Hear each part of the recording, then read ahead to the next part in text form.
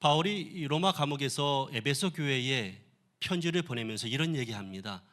허물과 죄로 죽었던 우리를 살리셨도다. 우리를 살렸는데 우리가 살림받기 전에, 구원받기 전에 우리의 상태에 대해서 이야기합니다. 구원받기 전에 우리의 상태는 허물과 죄로 죽었었다라고 얘기합니다. 허물과 죄로 죽었다는 것은 하나님과 단절이 됐다는 것이죠. 그리고 하나님과 멀어졌다는 겁니다. 하나님과 원수가 되었다는 겁니다. 그런데 하나님과 원수가 된 우리를 하나님이 살렸다는 겁니다. 우리가 죽은 이유는 허물과 죄 때문인데 어떻게 살렸을까요? 하나님께서 하나님의 사랑으로 살렸습니다. 하나님의 사랑은요, 간단합니다.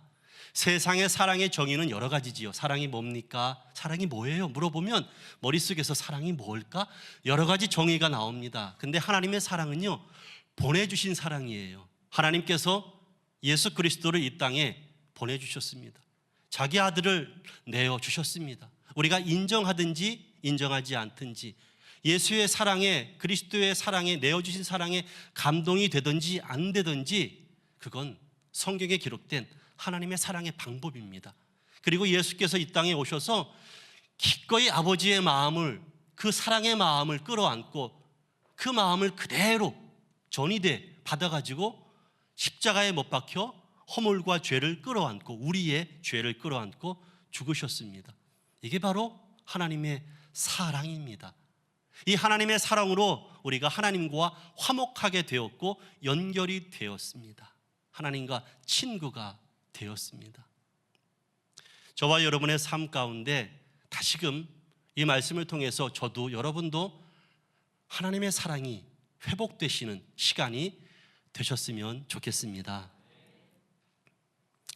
오늘 에베소서를 본문으로 해서요, 표현된 하나님의 사랑, 따라 하실까요? 제목을요, 같이요. 시작. 표현된 하나님의 사랑. 하나님은요, 사랑을 표현하셨습니다. 첫째로 하나님은 사랑을 표현하셨는데요, 에베소서 2장 4절을 같이 한번 읽으시지요. 시작. 긍휼이 풍성하신 하나님이 우리를 사랑하신 그 큰 사랑을 인하여. 하나님이 우리를 사랑하셨는데 그 사랑에 대해서 정의하기를 그 큰 사랑, 사랑인데 큰 사랑, 큰 사랑인데 그 큰 사랑.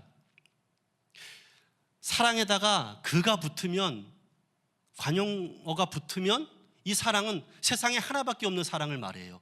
사랑, 사랑, 사랑 얘기하면 여러 가지 사랑인데 그 사랑이라고 한다면 그건 하나밖에 없는 사랑, 그것도 그 큰 사랑. 하나님은요, 큰 사랑으로 우리를 사랑하십니다. 근데 하나님이 어떻게 우리를 사랑하실까요? 하나님의 성품은 그냥 사랑입니다. 하나님 하면 사랑입니다. 그게 그분의 인격이에요. 그분의 성품이에요. 제가 목사입니다.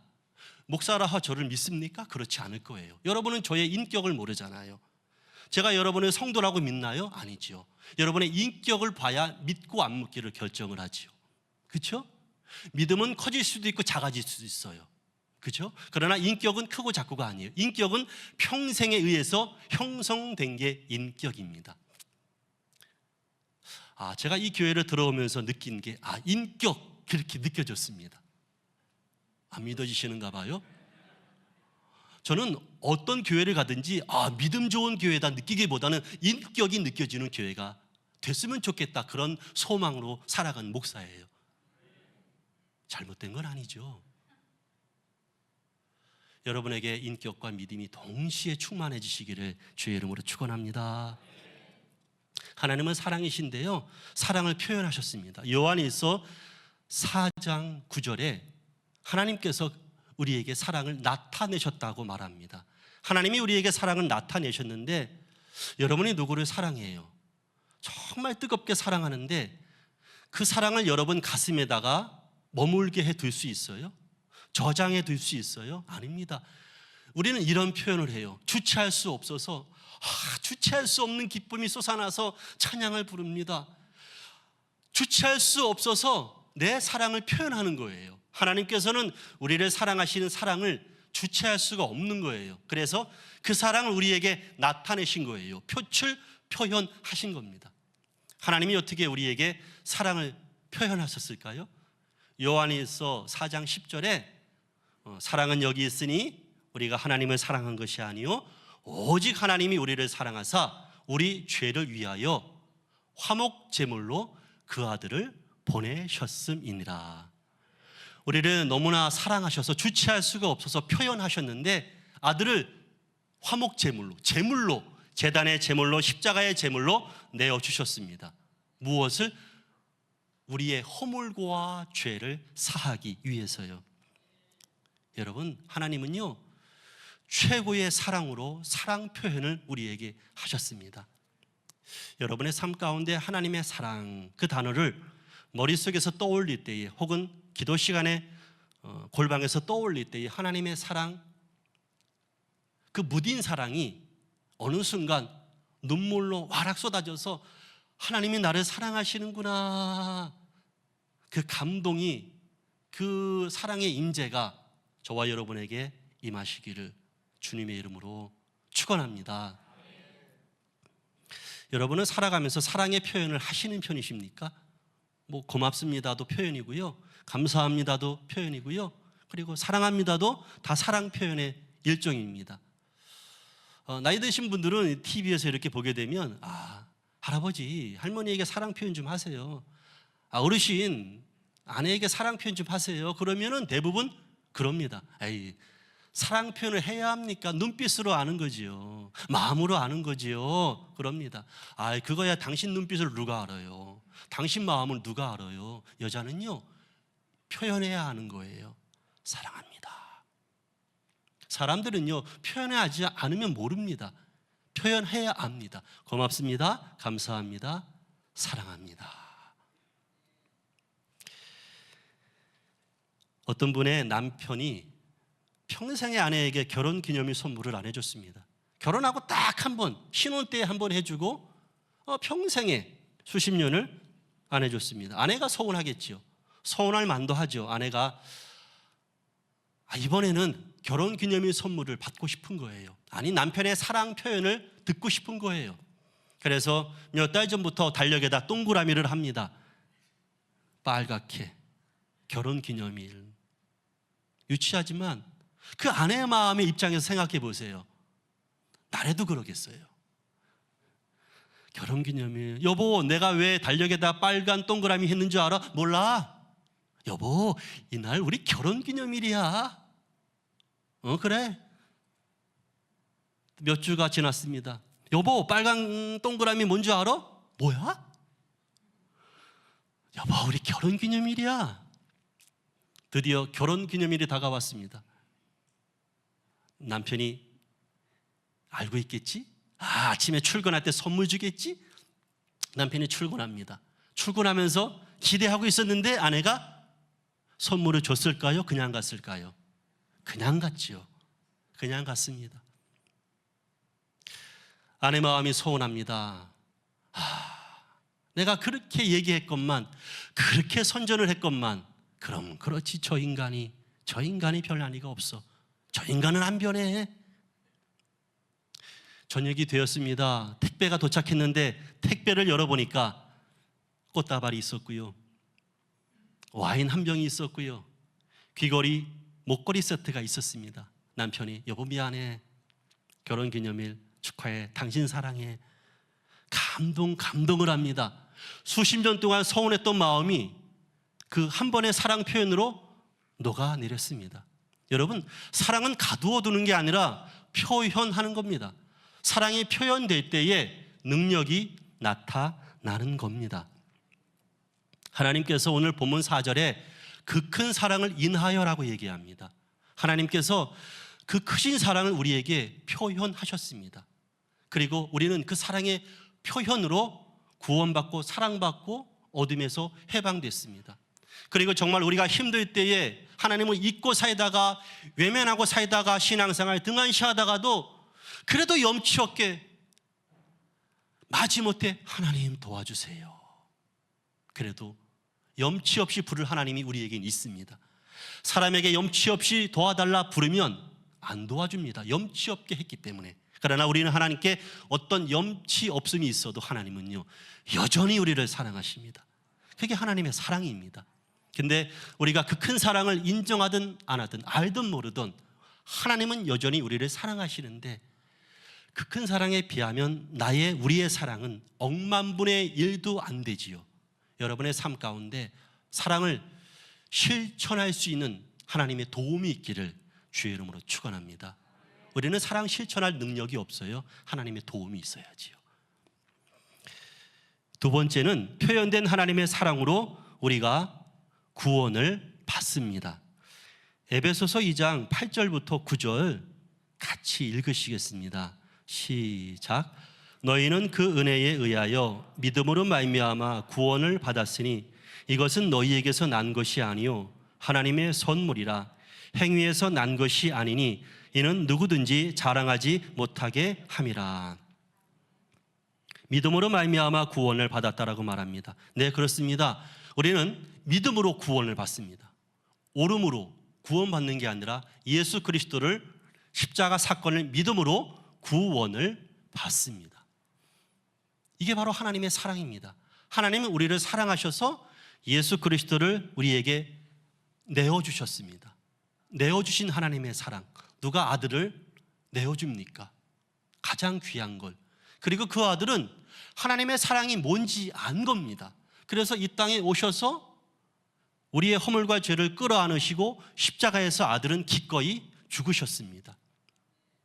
예수 그리스도의 죽으신 대속의 사건, 이게 바로 하나님의 사랑입니다. 우리는 보내주신 사랑, 죽으신 사랑, 이 하나님의 사랑으로, 이 사랑을 믿음으로 구원을 받습니다. 여러분, 때로는 신앙의 무료함이 있습니다. 예수 그리스도의 무료함이 있습니다. 십자가의 무료함이 있습니다. 하나님의 무료함이 있습니다. 하나님은 무료하지 않지만 내 마음에 십자가가 식어버렸고, 내 마음에 사랑이 식어버렸고, 내 마음에 하나님의 단어가 완전히 얼음이 되어버렸습니다. 불러도 이제 감동이 없습니다. 그런데요, 아무리 감동 없이 불러도요, 아무리 얼음장같이 예수 그리스도를 바라봐도요, 하나님은 그 외마디에 우리를 구원하십니다. 어떤 어려움에도, 어떤 답답함에도, 어떤 무료함에서도 구원받으시는 저와 여러분 되시기를 주님의 이름으로 축원합니다. 타카시라는 일본 사람이 있습니다. 일본 히타치 전자회사에 입사해서 30년간 일했습니다. 초박형 LCD를 세계 최초로 개발해서 1급 공학자의 반열까지 올랐습니다. 이 사람이 스키장에 갔다가 2004년 2월 21일에 스키를 타다가 뇌경색으로 쓰러졌습니다. 급하게 병원으로 이송했지만 혼수 상태에 빠지게 되었습니다. 21일간 혼수 상태에서 헤어나지 못했습니다. 타카시의 아내는 크리스찬입니다. 남편이 깨어날 수 있기를 늘 기도합니다.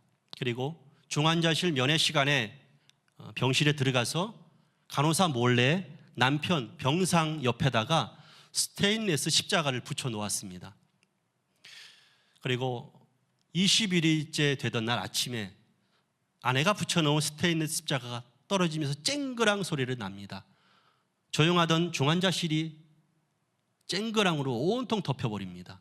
그리고 그 소리와 함께 혼수 상태에 빠진 타카시가 반응을 보이기 시작합니다. 그리고 그날 저녁에 타카시가 깨어납니다. 타카시가 깨어나서 이런 말을 했다고 합니다. 예수님은 나를 53년 동안, 내가 53년 살 동안 나를 기다리셨어. 나만 몰랐어. 나를 위해 다 준비하고 계셨어. 예, 여러분, 우리는 모르지요. 이 고난에서 어떻게 해결될지, 이 오해에서, 세상 사람의 오해에서 어떻게 오해가 풀릴지, 나만 알고 있는 이 답답한 마음에서 어떻게 구원받을지, 어떻게 해방될지, 이 속타는 마음은 아무도 모르지요. 내 가정사 이야기 못하는 그 부분 아무도 모르죠. 그러나 하나님께서는 나만 몰랐지만 준비하고 계십니다. 어떤 방법인 줄 모릅니다. 다만 하나님께서 지금보다 더 나은 방법으로 준비하고 계시는 줄 믿으시기를 바랍니다. 하나님은요, 우리가 돌아오기를 기다리지요. 하나님의 품으로, 그리스도의 품으로, 십자가의 은혜로 돌아오기를 기다립니다. 채찍을 가지고 기다리는 게 아니라 하나님은요, 사랑을 가지고 기다리고 계십니다. 우리는 하나님의 사랑으로 은혜 받았고 하나님의 사랑으로 앞으로도 구원받을 것이고 하나님의 사랑으로 앞으로 회복될 줄 믿습니다. 순종이란 찬송, 저도 좋아합니다만 여러분도 좋아하리라 봅니다. 빈손으로 왔습니다. 작은 사랑 가슴에 안고 순종하며 왔습니다. 가슴이 움직이는 대로 이곳에 왔습니다. 나를 버리고 내려놓을 때에 내 안에 넘치는 사랑을 보았습니다. 작은 순종에 하늘문을 여시는 그 사랑의 눈물을 흘립니다. 나 이제 이곳에 살아갑니다. 당신의 사랑 나누며 한 줌의 흙이 되기를 이곳에 나를 묻고 내 생명 다하여.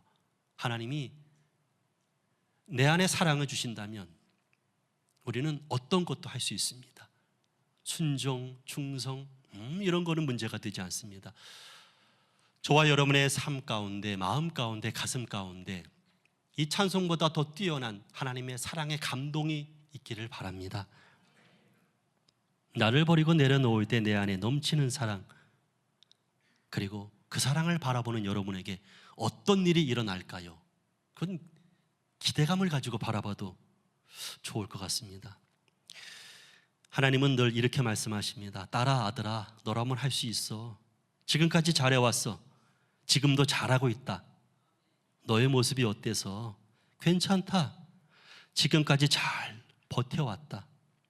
때론 내가 기도하고 부르짖고 말씀 가운데 열심히 달려가지만 내가 말씀을 저버리고 기도를 저버리고 저 밑바닥에서 헤매고 있을지라도 나는 내가 버티기만을 바란다. 아무것도 못해도 좋으니 버텨만 다오. 우리는 너무 성도에게 원합니다. 이거 해라 저거 해라. 근데 자식이 아프면 이거 해라 저거 해라 하지 않습니다. 얘야 살아만 있어다오. 아들아 딸아 버텨만 다오. 그 아들에게 공부해라, 기도 시간이다, 말씀 시간이다, 그런 얘기 안 합니다. 버텨만 다오. 그 사람은요, 버티는 게 기도입니다. 그 사람은 버티는 게 말씀 보는 거예요. 여러분의 삶 가운데 혹여나 아무것도 못하는 분이 있다면 손가락질을 마시고 믿음이 왜 그 모양이냐고 말씀하지 마시고 그분은 지금 최고의 믿음으로 버티고 있는 줄 믿으시기 바랍니다. 그리고 중보해 주시면 되는 겁니다. 하나님께서 내가 너를 사랑하는 이유만으로 버텨주면 안 되겠니? 라고 말씀합니다. 세 번째는 표현되는 사랑은 상대방을 살리는 것이 전제가 되어야 합니다. 에베소서 2장 4절 5절 같이 한번 읽어보시겠습니다. 시작. 긍휼이 풍성하신 하나님이 우리를 사랑하신 그 큰 사랑을 인하여 허물로 죽은 우리를 그리스도와 함께 살리셨고 너희는 은혜로 구원을 받은 것이라. 예, 허물로 죽은 우리를 살리셨고라고 말씀합니다. 그런데 허물로 죽은 우리를 살리신 게 하나님의 사랑이라고 말합니다. 여러분, 하나님의 사랑은요 살리는 사랑입니다. 사랑은요, 이 세상 사랑도요, 사랑은 여러 가지 정의가 있지만 사랑의 전제가 있습니다. 우선 되어야 할 것은 사랑은 상대방을 살리는 것이 전제가 되어야 합니다. 바울이 에베소 교회에 편지를 보내면서 하나님의 사랑으로 살아난 우리들에게 이렇게 말합니다. 하나님의 사랑으로 살아있을 것, 그리고 하나님의 사랑으로 상대방을 살릴 것, 그리고 하나님의 사랑으로 교인들이 이방인이나 유대인이나 하나가 되고 서로 살아있는 공동체가 될 것이라고 얘기합니다. 여러분, 교회를 가장 힘들게 하는 것은 무엇일까요? 이단일까요? 아니면 외부적인 압력일까요? 아닙니다. 교회를 가장 힘들게 하고 교회를 죽일 수 있는 유일한 것은요, 교회가 분열되는 겁니다. 교회가 이파 저파로 나뉘는 겁니다.